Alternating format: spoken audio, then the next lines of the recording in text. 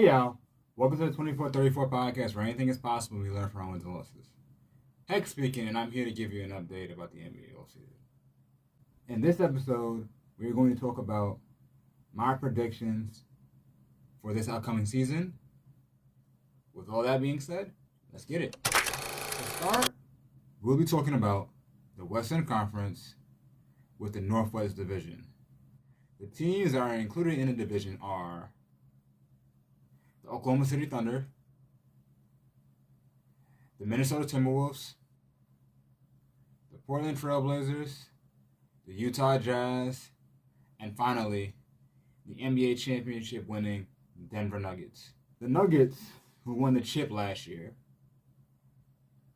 has all their core pieces returning, such as Jamal Murray, Nikola Jokic, Aaron Gordon, Michael Porter Jr., but some of the losses include Jeff Green, who I feel is a great locker room presence. Even though he's not the same Jeff Green as he was in his earlier years, but his impact on the locker room and his leadership is going to be missed. And more importantly, the Swiss Army knife, Bruce Brown. Bruce Brown excelled at whatever role that was given to him. When he was with the Pistons, they needed him to be a primary ball handler and facilitator. He excelled at that role. He went to the Brooklyn Nets. Because they had Kyrie, he didn't get that much burn at guard, but he decided to reinvent himself and become more of a wing or a forward or a big. And he excelled at that role by guarding the other team's best player. Right? He went to the Nuggets. Right? They needed him to score a little bit more. Yeah, he excelled at that role too. He averaged 11 points a game with the Nuggets. Not to mention shooting 36% from the three-point line, which made him a valuable piece to the Nuggets on their championship run. With that kind of versatility, he's kind of like a poor man's Draymond Green. I hate to say it. They're surely gonna miss him. But with Nikola Jokic, Jamal Murray, and the pieces they got, I think they're going to be all right. The next team we'll talk about is the Minnesota Timberwolves, who is currently coming off getting bounced out in the first round via the gentleman's sweep by the Denver Nuggets. I expect them to have a major regression this year because they lost Taurean Prince to the Lakers. Then, because of their cap situation, they really wasn't able to add major pieces to help improve that team. And plus, because they traded for Rudy Gobert, they lost 5 picks, so they're not going to really have draft capital to help to build towards the draft. So there's going to be a massive regression for the Timberwolves this year. Now, as I said in the draft video, their focus should be on developing Anthony Edwards and moving Gobert and Cat and trying to see what assets they can get from them so that way they can fit around Anthony Edwards. Because free agency is not going to go over there because of Minnesota. But hey, we'll see how the season goes, but I think they're going to be battling right back in the lottery. The Utah Jazz. They added John Collins, which I believe is a good addition for them.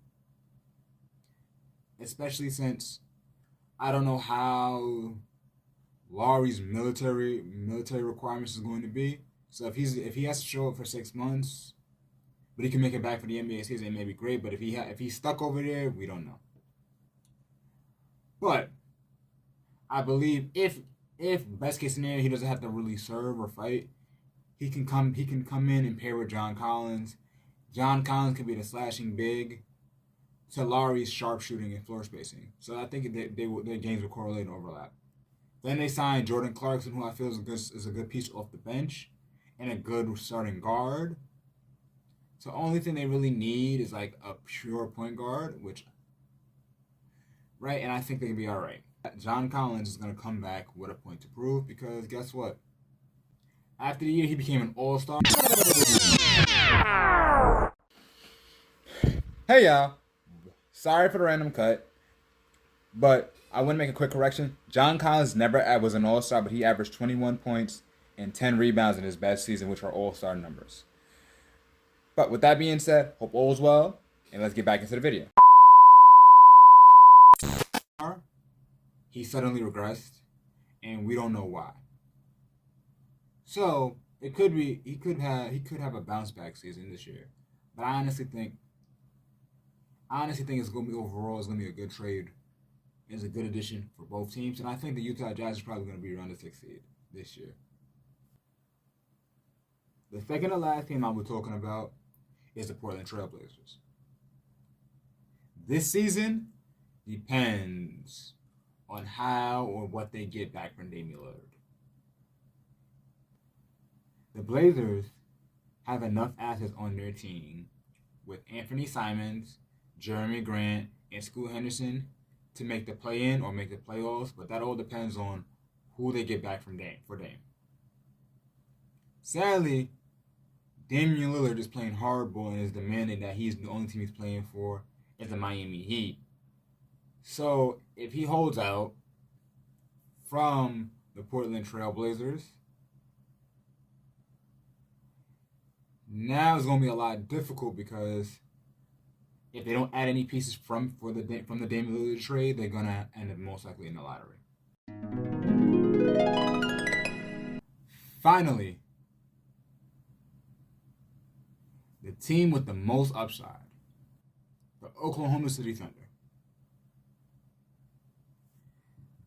OKC probably has the most upside in the whole entire league. And I think they can make the jump from being a play-in team to being a 2 seed. They acquired Victor Oladipo, who is a great player, and I feel that he can help Shea and Jalen Williams and Giddey reach their potential because even though Victor Oladipo was dealing with injuries, he still was an All-NBA performer, and he was a 2-time All-Star.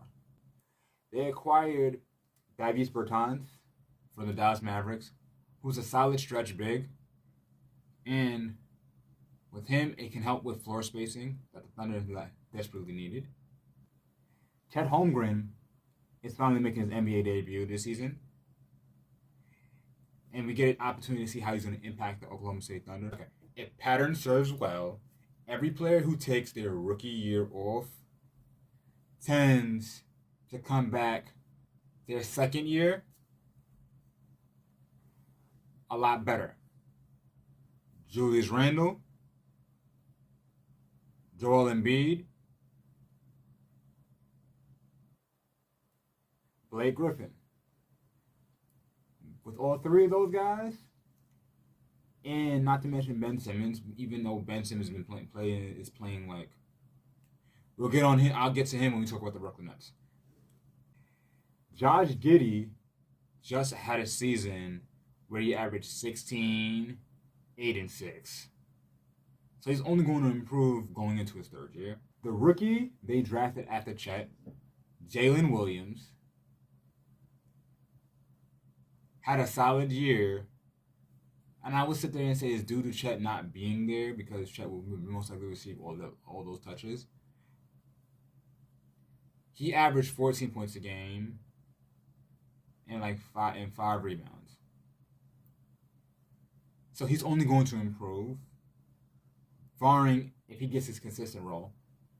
The reason why I'm excited for this team and why I feel like they can be a dark horse 2 seed is Shai Gilgeous-Alexander. Last season, Shai averaged 30 points a game along with 5 rebounds and 5 assists. He was an all-star, an All-NBA performer, making it to the second team. He was averaging 30, and he really had a breakout season last season.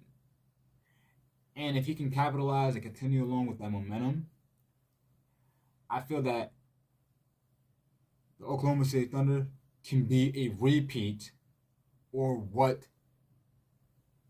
the baby Thunders of Russell Westbrook, Kevin Durant, and James Harden should have been if they can just keep it consistent.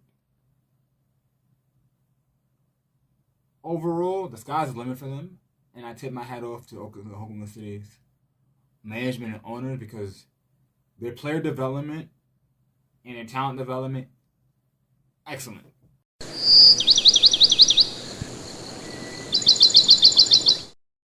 Thank y'all for tuning in to the 2434 podcast. I'm Heck. Like, share, subscribe. Y'all know the drill. I love y'all. I appreciate y'all. And we turn down. But wait, before I do the fist bump, since my last outro got claimed, y'all gonna have no tunes. So we turned down.